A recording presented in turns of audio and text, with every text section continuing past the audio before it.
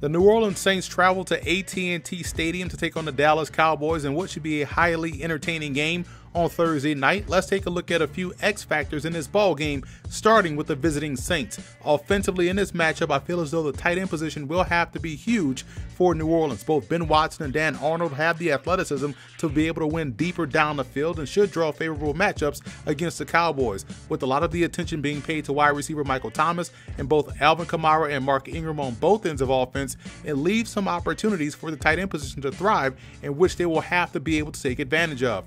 Defensively, the linebacking core has to be huge in this contest. We know all about Dallas's ability to run the football with Ezekiel Elliott, but also with Dak Prescott's ability to get outside the pocket and buy time downfield. Saints backers have to be able to be cognizant of where they are on the field, committed to their zone responsibilities, and be able to remain both gap sound yet aggressive in stopping the run. How the Saints play at the second level could ultimately determine how well they do defensively against Dallas.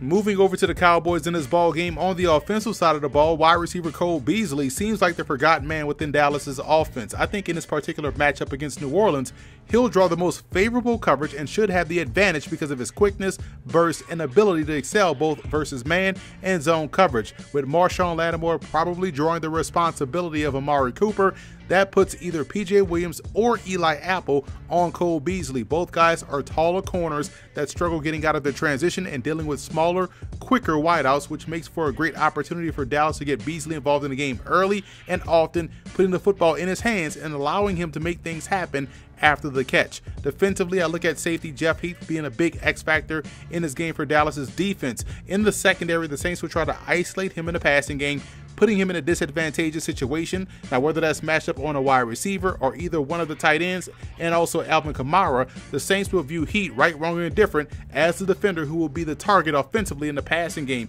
He has to be up to the challenge, ready to make the plays that will be coming his way early and often throughout this ball game. For you fantasy football fans, be sure to check out all of my fantasy football work on The Athletic. That's at theathletic.com/fantasy, and also follow them on Twitter at theathleticff. I actually like the Cowboys in this ballgame. To me, defensively, they're lengthy and athletic in the back seven to match up versus the passing game of New Orleans. Up front, they do a great job of collapsing the pocket, and offensively, they have just as many offensive threats as do the Saints. The obvious key will be if quarterback Dak Prescott can match the level of execution of the Saints quarterback Drew Brees. I personally think that he won't have to, as it may be a mixture of both Zeke Elliott's and Dak's ability as a runner, keeping the chains moving that'll allow them to find consistent success on offense. So look for the Cowboys to pick up a monumental win at home.